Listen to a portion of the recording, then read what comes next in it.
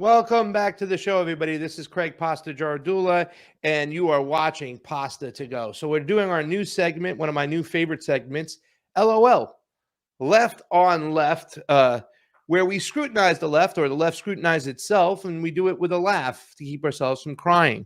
That's what this new show is all about. Today, we're going to bring in, of course, my co-host for this segment, Jeremy Kuzmarov. He's here. How you doing today, buddy? Good, thanks. How are you? I'm doing great, man. Thanks for coming on. This has been a fun segment where we're going to get ourselves in trouble and continue to keep it going because we need to criticize the left. The left in America is a joke. In fact, when I go overseas, I told you there's an old saying, there is no left in America, Jeremy. Yeah, well, that's why we're here. I mean, unfortunately, the alternative media kind of falls into the dominant narratives of major events, whether it's COVID, Ukraine, January 6th, as we can discuss. So that's why we're here. Yeah, Russia gating is one too as well. But let's stick on January 6th because I think it's a good time to talk about it. Even though the Supreme Court came back with a decision that Trump is allowed to be on the ballot as far as Colorado, which means all those other states, Illinois, Hawaii, I think Maine was thinking about it. Now they're SOL and they can't take him off the ballot.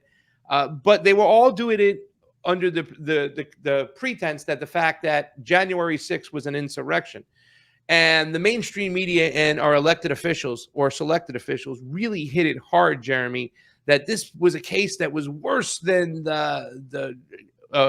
they said worse than Pearl Harbor, some of them. Your thoughts on that? Yeah, and I heard worse than 9/11. And, it's hard to bring this conversation up with people who are on the left or liberal because they hate Trump so much. And, they may have legitimate reason for disliking Trump, but you still have to stick to the facts and try and think clear-headedly how about, certain forces may have been trying to manipulate the political climate in the country to their own advantage. And there's a lot of evidence that, of provocateur, for instance, within the crowd. I mean, well before the breach of the barricades occurred before, while Trump was still speaking. And this seems to have been coordinated in advance. And, the Arizona group, and this was even highlighted by one of the Capitol Police who testified at the January 6th congressional hearings, that this Arizona group was very crucial. And that was headed by Ray Epps, who was caught on camera, inciting the crowd and saying we have to go into the Capitol. And then he was caught whispering in the ear of a guy who we know is named Ryan Samsel, who pushed over the barricade. And that, kind of was a signal for people to go into the Capitol. But yet Ray Epps got no jail time. And then you had people who weren't even in Washington, D.C., who got 20-year prison sentences. So Enrico Tarrio, one of the leaders of the Proud Boys, right, who had ties to the FBI. And a lot of people don't know this, Jeremy. Maybe some of the new listeners out there, they don't know that I was actually at the Capitol of January 6th, but I was first at the Ellipse where Donald Trump gave his speech. And the reason why I went to that event, because we have to call what January 6th was. It was a Stop the Steal rally. And the majority of the people there, 95% of the people weren't even up by the Capitol, didn't come close to coming in. And they were just family members. There was uncles, aunts, grandpas. They just felt that they needed some transparency in their elections, and they were there to fight for a free and fair election. In fact, the majority of the group the people were there, they had no intentions of even going near or in the Capitol. And Donald Trump did not incite that. He even said, "We're going to march down to the Capitol, Jeremy, but we're going to do it peacefully because we're the party of law and order." And it's a 45-minute hike from the Ellipse where he gave his speech to the Capitol. And you're right. The Capitol was breached before that group even got to the Capitol that was at the Ellipse listening to his speech. Well, and there's also video, revolver.com. And see, liberal refuse to read the conservative media. And I think that's a flaw. You don't have to agree with everything, their entire worldview. But I mean, these people can do good research. And on this issue, Revolver News and Darren Beattie have done some very good research. And they've, viewed hours of video footage. And they captured people like pushing down, barricades who look like clear provocateur, and some were even like friendly with law enforcement, and they're pushing down the barricades and fences and doing illegal things, and law enforcement is not stopping them. So I think any objective observer has to, raise his red flags that something was being planned here. And then, the Capitol Police and National Guard, it was such a delayed police response.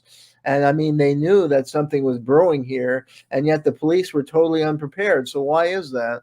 And then there's the issue of these pipe bombs. That why did nobody see these pipe bombs were placed in the DNC and RNC outside their headquarters, and nobody spotted these for hours, except they just happened to spot it at the moment. This so-called riot conveniently, right? Conveniently, yeah. And then there's a video that came out that the police were just acting cavalierly when it was spotted. I mean, a normal police response would be to go into like high gear, but they just like acted cavalierly even when the bomb was spotted, and there are even kids walking by and they're doing nothing. So I mean, this really raises suspicion. And I mean, if this was a planned coup, first since Trump, would have been, involved in coordinating it, the people would have had guns, if they're really intent on overthrowing the government. Wait a second. Are you saying a bunch of Second Amendment gun nuts forgot to bring their guns the day of the insurrection, the day they were supposed to take over the government? They just left them at home? Come on, Jeremy. Yeah. And then, disinformation, this is a sign of a covert operation, because disinformation was spread in the media. For instance, it was spread the rumor that they put dog and human feces on the wall of the Capitol, and that proved to be untrue. And that gives you a sense that there, black rumors were spread to denigrate them. And then there are these suspicious deaths. They were the rioters were blamed for attacking police officers, leading to the death of Brian Sicknick and some other police officers. Did I tell you the story about that? Died. But then there's no evidence, actually. Well, I told you the story, right? Very strange. Yeah, Well, we talked about this. So the audience, the new members listening at home, it was actually the Combo Couch, which is my other show. It was the Combo Couch's video the FBI used to put the bear mace in these two guys' hands. One of them, I think, pleaded out for 70 months, but there was no actual footage of them spraying the bear mace on Officer Sicknick, just a still. But they did use my video, in fact, because I was there at the day out front of the Capitol, to put that bear mace in their hands. Jeremy, before we get into more details, let's set the table properly. And Jamie Cheese Slice, let's go full screen on this video. First off, we have a couple questions. I think that language is important when we're talking about January 6th.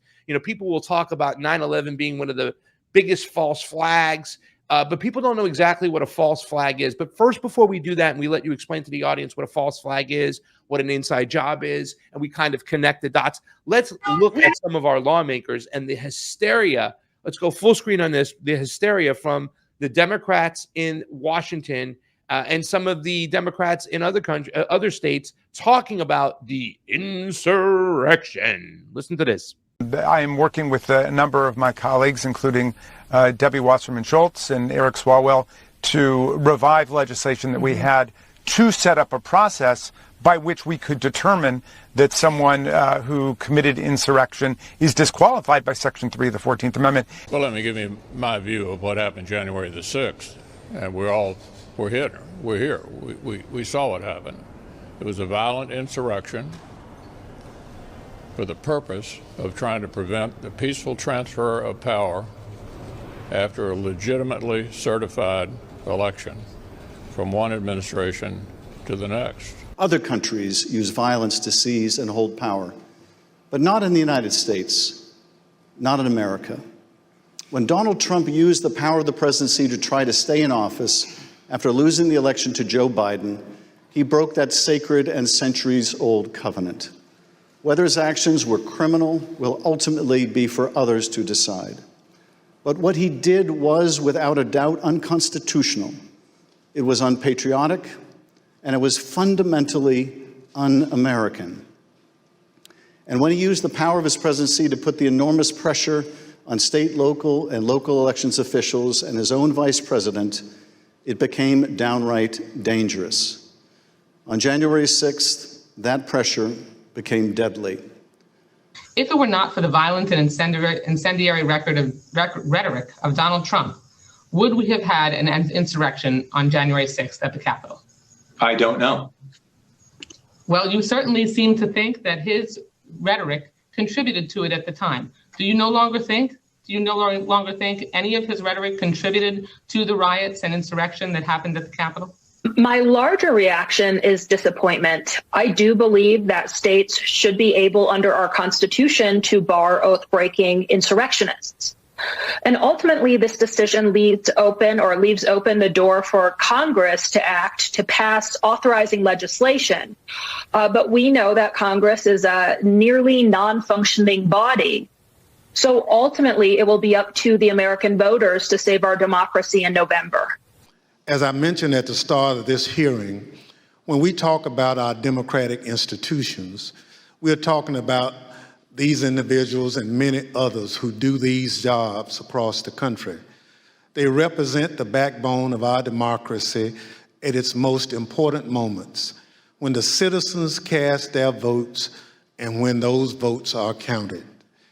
We've heard the stories of their courage. They've earned the thanks of a grateful nation. But for Donald Trump, these witnesses and others like them were another roadblock to his attempt to cling to power. And the House of Representatives already impeached Donald Trump for participating in insurrection by inciting it. So the House has already pronounced upon that. Explanation was not they didn't like Donald Trump. They said he participated in an insurrection. And I have to, an insurrection. And I have to say, I got up at 5 this morning to do Casey Hunt's show, and I'm exhausted. So what is a false flag, Jeremy, exactly? Well, there have been repeated false flags throughout American history. Often there have been false flags that have triggered wars, like the U.S. will carry out maybe a terrorist activity, but it's actually, they claim that they were attacked by a foreign power, but really this was all set up, or the foreign country may have been provoked, like in the Gulf of Tonkin incident. The U.S. ships were shelling a North Vietnamese island, and then when the North Vietnamese responded, the U.S. claimed that they had been innocently attacked. It could also be, an event on an act of terrorism on domestic soil that's blamed on a certain force, but really it's an inside job. They're U.S. intelligence agencies setting this up, and there's some kind of political objective that they want to get people in fear of terrorism and to suspend rational judgment. So they'll support draconian legislation or foreign wars when the U.S. really wasn't attacked and there's no national security reason to go to war. So the Gulf of Tonkin is a great example, right? I mean, the biggest conspiracy theorist head, or the Truth Moments, talk about 9/11 being a false flag. What is it actually an inside job? Well, that could be, according to a lot of the books and researchers, 9/11, or I've studied in depth the Oklahoma City bombing, where they claim, Timothy McVeigh was this lone nut terrorist. But actually, all the military experts said there's no way the fertilizer bomb that detonated in the Ryder truck he was driving could have taken down the Murrah building, as believed there were high-grade military explosives planted in the building beforehand, that there were 2 explosions. There's a lot of forensic evidence that would indicate that. So that would be a classic inside job or a false flag operation set up by U.S. military or intelligence forces, blamed on a patsy and with clear political objectives. In that case, it resulted in the passage of a precursor to the USA Patriot Act, where it empowered the FBI and military and domestic police forces, and Americans were effectively signing away their civil liberties. And they wouldn't do that unless there's this fear of terrorism. So that's the motive for these false flag operations. Well, I think it's a good point you're making there too as well, because I think in this first segment, what we're going to do is we're going to point out the what happened on that day. I'm glad you laid out what a false flag is. I'm glad you laid out what an inside job is. But now we must talk about what happened on that day. First of all, give us a little, you were kind of touching on the history of intelligence agencies playing out false flags. I mean, there's a history of the FBI. And like I said, we'll explain why they do that in the next segment, because we're doing a back-to-back LOL here. But what's the history of the FBI or the CIA or any type of governmental agencies, playing out false flags and planting people in there, AKA an inside job? Well, firstly, this occurs in many countries, not just the United States. In the American context, yeah, there have been many false flags involving like overseas wars, provocations, or attacks or terrorist attacks blamed on a foreign power. There have also been the FBI has infiltrated political groups within the United States. Under the FBI COINTELPRO, for instance, in the 50s and 60s, the FBI infiltrated more left-wing groups and civil rights groups and would plot criminal acts to try and discredit those groups in the eyes of the public.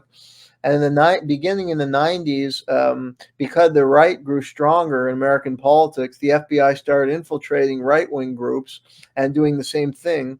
And that was part of a strategy of tension to create fear in the public of terrorism or right-wing militias, or it could be of left-wing groups, and that would lead the public to support more policing, more funding for policing, and to support legislation along the line of the USA Patriot Act, which erodes traditional constitutional liberties that Americans value. Okay, so that's the history. It's been done before. It makes, listen, the Gulf of Tonkin is one of the greatest ones, right? Everybody talks about the Gulf of Tonkin, what had happened on that day. It really didn't happen, but it was an excuse for us to get involved with Vietnam. Just like the Lusitania. There's a lot of talks about the Lusitania and World War I, that the United States sunk that so we can get involved in the war. So it was more than just the fact that it was about, these things really happening. There's questions that have been asked. Did the United States perpetrate this to make sure that they could get involved with these wars for whatever reason? And a lot of evidence has come to light, like on the Lusitania incident, that there was an explosive planted on the board of the ship, and that Winston Churchill actually deliberately withheld rescue boats so more people would die, so there would be more outrage that Germany did this allegedly dastardly deed when actually explosives had been planted on the ship. So it shows how diabolical leaders are. Yeah. They want to maximize deaths. And it's not just a conspiracy theory. It's been proven in many cases that these things happened. Yeah. Well, I mean, you want to talk about another one, the one that got caught with their pants down, the USS Liberty, right? When it was attacked by Israeli forces, and they had jammed their communications and they wanted that sunk. And later on we had found out that they wanted no survivors on that boat. And a lot of people thought that was so that Israel can bring the United States into the war against Egypt, and they would blame it on Egypt. And there was no way they didn't know the USS Liberty was an American vessel. They knew what was going on. And that was an actual planned false flag inside job in which they got caught. Am I right, Jeremy? Well, you're correct. And actually, there are two really good books on this topic, one by Philip Nelson, another by Joan Mellon, that have shown that actually Lyndon Johnson orchestrated this because his polls were way down because of the unpopularity of the Vietnam War. And he was in a desperate position politically. His political career was going down the toilet. And so he conceived this scheme to get the U.S. involved in the Middle East war. And this could be the heroic American victory that they were not achieving in Vietnam. And that would restore his popularity and allow him to win the 1968 election. But it went awry because the Israelis started, Israel was used as just the U.S. proxy. They started firing on the ship, but then some American sailors fired back, and I think the Israelis got cold feet, and half the ship survived, so they had to cover it up. And then they denied that Israel had shot it. Eventually, it was admitted it was Israel, and Israel claimed they didn't know what the ship was. They didn't want to admit it was part of a covert operation triggered by Johnson. That's a great point, too, because this is – all right, look, so I don't believe that Lyndon Johnson had that happen. I believe he just covered for the Israelis. That's, you know what I'm saying? Because, in the last segment, we talked, Mark Sloboda, who's in charge, the Israelis in the United States. Some people think the United States is in charge. Some people think the Israelis are in charge. So it's crazy and great that you pointed it out, because when it came to 9/11, there were so many things that people argued with about, the Pentagon, for instance. A lot of people were saying it was a missile that hit the Pentagon. Some people were saying, no, it was the airline that hit the Pentagon, right? So a lot of people would sometimes argue over the facts of a false flag, and that infighting would sometimes really deter from getting the truth out. So it's very interesting that you pointed that out. But let's get to some more stuff today. Let's stay on what happened on January 6th, because I think the biggest biggest thing. And Jeremy, if you can take him down, excuse me, Cheese Slice, if you can take him down so I can put this up real quick. And the LOL. The intelligence agencies orchestrated global secret operations, influencing elections, staging coups, and sparking conflicts since World War II. Are we naive to believe they wouldn't act domestically? Ray Epps, urging Capitol entry on January 5th and 6th, faced mere misdemeanor charges. You talked about this, Jeremy. Let's show what Ray Epps did so you, the audience, can make that decision on whether or not he was an inside guy doing an inside job. We need to go into the Capitol. Into the Capitol. What? No! Peacefully. Fed. Tomorrow? I don't even like to say it because I'll be arrested. Well, let's not say it. We need to go. I'll say it. All right. We need to go in. Shut the boomer. To the Capitol. These Fed posting? All right. We need to go into the Capitol. I didn't see that coming. Okay. Monument Hill. President is done speaking. We are going to the Capitol, where our problems are. It's that direction. Please spread the word. All right. Noted. But one more thing. Yeah, so can we go up there? No? When we go in, Are we going to get arrested if we go up there? Here. You don't need to get Should you shot. arrest us all?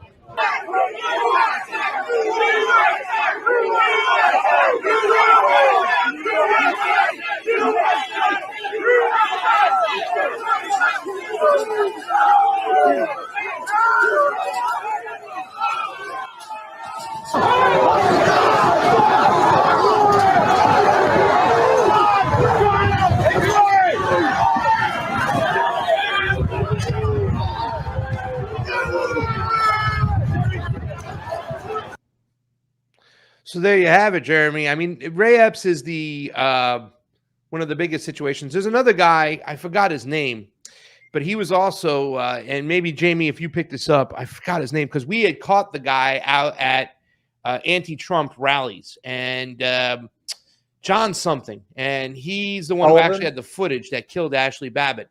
But he was at the Capitol acting like a Trump supporter, right? And we had seen him at Black Lives Matter rallies and whatnot, and he was F Trump, F that, and he was acting very, like he was disguised as a Trump supporter, and he had talked about having a knife on him and stuff, and, he was very vocal about that. But let's stick with Ray Epps, because Ray Epps, I think, is the biggest, case out there. Who exactly do you think Ray Epps is? Well, and he did authenticate those videos. Some were sneering, "Oh, that video is just on Fox," and but then Ray Epps, they interviewed him on 60 Minutes, and he authenticated the video and admitted that was him. And he, of course, tried to cast himself sympathetically. But I mean, he has a Marine background. I don't know. He has a very murky background. It's hard to get good information about his background. I do know he was arrested in Pennsylvania. I think it was in Pennsylvania, because I looked into this a little bit, and I was trying to do some gumshoe work, and I found that he was arrested in Pennsylvania in like 2013, and the charges were also dismissed. So it raises suspicion. We don't know for sure who he is, but there's all the identifiers of an intelligence agent there. It's funny too. The other guy's name was John Sullivan, and the Convo Couch, again, this is the connections we have to January 6th, because we're election integrity activists. Probably one of the biggest election integrity activists out there. The Convo Couch has the body of work behind them, where we go to Latin American elections, observe clean, transparent, fair elections, and then we come back and report on our election system over here on how bad and fugazi it is. And that's the only reason we were there at the Capitol that day. I was trying to get on the stage to speak. My friend Tim Canova was, an ex-Democrat too as well. And we wanted to speak on, our election system the way it was. And that's why the majority of people were there. Like I said, aunts, uncles, grandmas, grandpas, the whole 9 yards. And we were at a rally, Jeremy, a couple days before that, a forced to vote rally, where there was like 50, 60 people. Well, at one point when we got to the Capitol, there were less Capitol police there than there were at the forced to vote rally, where there was less than 100 protesters, and they had the zip ties and the heavy artillery out there. It's crazy. And we said it feels very Fed-ish, like meaning Fed-wise, like this is not normal. something is going on. Very crazy. Tell us about the pipe bombs. What's the story with the pipe bombs? Give us a little insight to what happened with the pipe bombs. Well, I think there are a number of suspicious things. There were 2 pipe bombs placed in front of the Democratic national headquarters and Republican, but it took, I believe 24 hours before these bombs were discovered, even though they were visible from the street. So it's a question, why weren't they discovered? Then there was a guy on video who was captured putting them there, but there was no federal search for him, and I believe information was taken down that would have helped people try and identify him. So there does, or him or her, it's a very shady police response. And then this video has surfaced of when they discovered the bomb, and I guess it was discovered by a Secret Service agent who goes there's some member of the Capitol Police sitting in their police car, and he tells them, and they barely react at all. And like, you see some kids walking by, and he's already identified that there's a bomb there. And like, they're so slow in reacting to it and so cavalier. So it raises real question marks. Either law enforcement is just totally incompetent, or there's something afoot here. And I mean, it would make sense if they're trying to provoke a strategy of tension. They want to play this up. Oh, these terrorists were trying to overthrow the government, and they planted bombs outside the 2 major parties.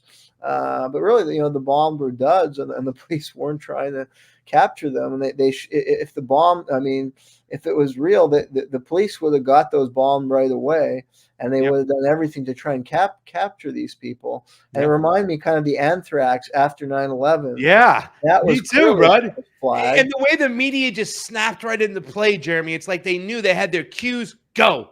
Yeah. And I mean, they blame Al Qaeda, but I mean, it seemed clearly there were forged notes trying to link the anthrax to Al Qaeda.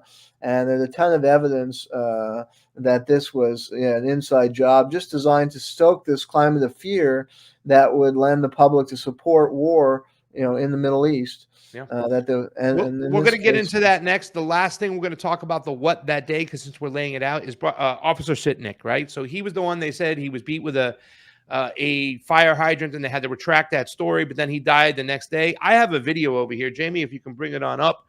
And this is, I can speak from personal experience that the media went right into work, Jeremy, talking about this particular situation. And watch when they showed the video of putting the bear mace in these hands, you can see the Convo Couch logo out there. Well, we found close to 40 different networks use this video that the FBI used in the court of law. Take a look.